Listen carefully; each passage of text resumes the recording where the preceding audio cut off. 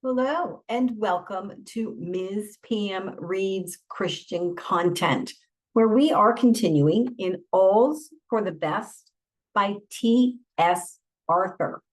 In our last video, we were kind of in the middle of the seamstress Mary's health issues and work issues, and she was at Mrs. Lowe's, who obviously doesn't really think much of the lower class person.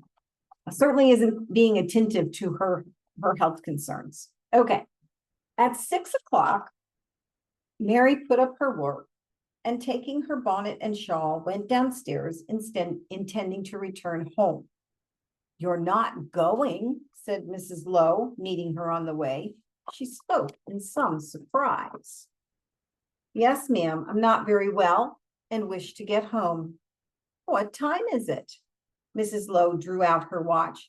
"Only 6 o'clock. I think you're going rather early. It was late when you came in this morning, you know." "Excuse me, if you please," said Miss Carson, and she moved on. "I am not very well tonight. Tomorrow I will make it up." Mrs. Lowe muttered something that was not heard by the seamstress, who kept on down the stairs and left the house. The rain was still falling and blowing. Mary's feet were quite wet again by the time she reached home. "How are you, child?" asked Mrs. Grant in kind concern as Mary came in. "Not very well," was answered. "I'm afraid, oh, wait a minute. Oh, I'm sorry. Have you taken cold?" "I'm afraid that I have. I said it was wrong in you to go out this morning. Did you get very wet?" "Yes." Mrs. Grant looked down at Mary's feet. "Are they damp?" "A little." "Come right into the sitting room. I've made a fire, made up on purpose for you." And the considerate Mrs. Grant hurried Mary into the small back room and taking off her cloak and bonnet, placed her in a chair before the fire. Then, as she drew off one of her shoes and clasped the foot in her hand, she exclaimed, "Soaking wet, as I live," then added, after removing with kind officiousness the other shoe, "Hold both feet to the fire while I run up and get you a pair of dry stockings. Don't take off the wet ones until I come back." In a few minutes, Mrs. Grant returned with the dry stockings and a towel. She bared one of the damp feet and dried and heated it thoroughly, then warmed one of the stockings and drew it on. "It feels so good," said Mary faintly, yet with a tone of satisfaction. Then the other foot was dried, warmed, and covered.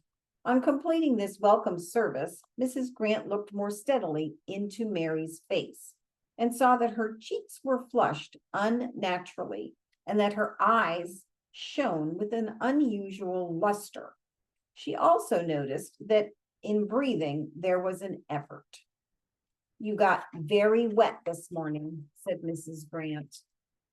"Yes, the wind blew right in my face all the way. An umbrella was hardly of any use." "You dried yourself on getting to Mrs. Lowe's?" Mary shook her head. "What? There was no fire in the room." "Why, Mary!" "I had no change of clothes and there was no fire in the room. What could I do?" "You could have gone into the kitchen, if nowhere else, and dried your feet. It would have been better if I had done so, but you know how hard it is for me to intrude myself or give trouble." "Give trouble? How strangely you act sometimes.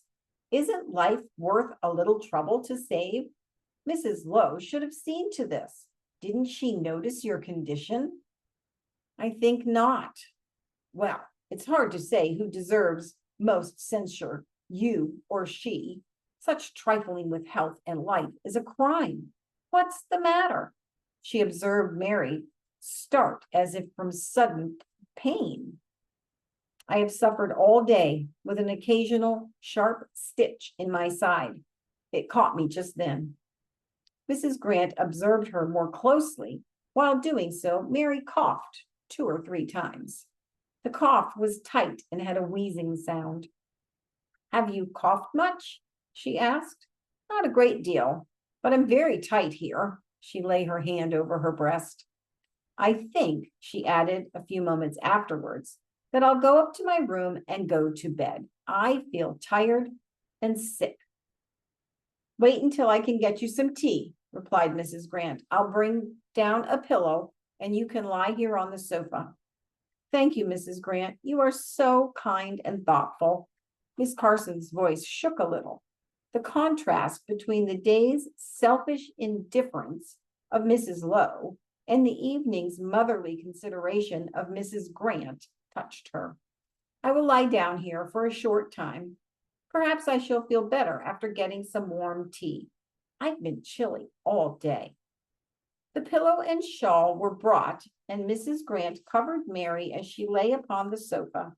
Then she went up to the kitchen to hurry with the tea. "Come, dear," she said, half an hour afterwards, laying her hand upon the now sleeping girl. A drowsy feeling had come over Mary. She had fallen into a heavy slumber soon after lying down. The easy touch of Mrs. Grant did not awaken her, so she called louder and shook the sleeper more vigorously. At this, Mary started up and looked around in half-conscious, bewildered manner. Her cheeks were scarlet. "Come, dear, tea is ready," said Mrs. Grant. "Oh, yes." And Mary, not yet clearly awake, started to leave the room instead of approaching the table. "Where are you going, child?" Mrs. Grant caught her arm. Mary stood still, looking at Mrs. Grant in a confused way. "Tea is ready." Mrs. Grant spoke slowly and with emphasis. "Oh, yes, I was asleep." Mary drew her hand across her eyes 2 or 3 times, and then suffered Mrs. Grant to lead her to the table, where she sat down, leaning forward heavily upon one arm. "Take some of the toast," said Mrs. Grant after pouring a cup of tea. Mary helped herself in a dull way to a slice of toast, but did not attempt to eat. Mrs. Grant looked at her narrowly from across the table and noticed that her eyes, which had appeared large and glittering when she came home, were now lusterless, with the lids drooping heavily. "Can't you eat anything?" asked Mrs. Grant in a voice that expressed concern. Mary pushed her cup and plate away, and leaning back wearily in her chair, answered, "Not just now. I'm completely worn out and feel hot and oppressed." Mrs. Grant got up and came to where Mary Carson was sitting. She laid her hand upon her forehead and said a little anxiously, "You have considerable fever, Mary." "I shouldn't wonder." And a sudden cough seized her as she spoke. She cried out as the rapid concussions jarred her and pressed one hand against her side. "Oh dear, it seems as if a knife were cutting through me," she said. As the coughing subsided, she leaned her head against Mrs. Grant. "Come, child." And the kind woman drew upon one of her arms. "In bed is the place for you now." They went upstairs, and Mary was soon undressed and in bed. As she touched the cool sheets, she shivered for a moment, and then shrank down under the clothes, shutting her eyes and lying very still. "How do you feel now?" asked Mrs. Grant, who stood bending over her. Mary did not reply. "Did the pain in your side subside?" "Yes, ma'am." Her voice was dull. "The tightness over your breast?" "Yes, ma'am." "What can I do for you?" "Nothing.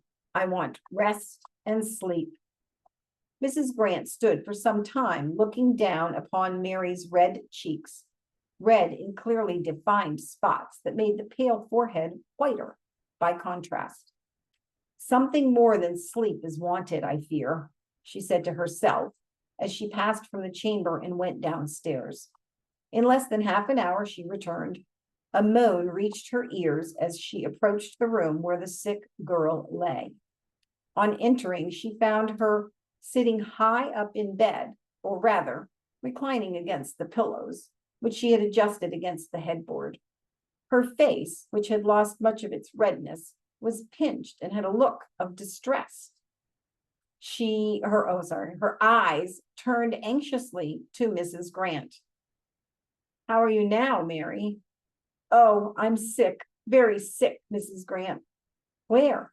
How, Mary?" "Oh dear, I'm so distressed here." She lay her hand on her breast, and every time I draw a breath, such a sharp pain runs through my side into my shoulder. Oh dear, I feel very sick, Mrs. Grant. Shall I send for the doctor?"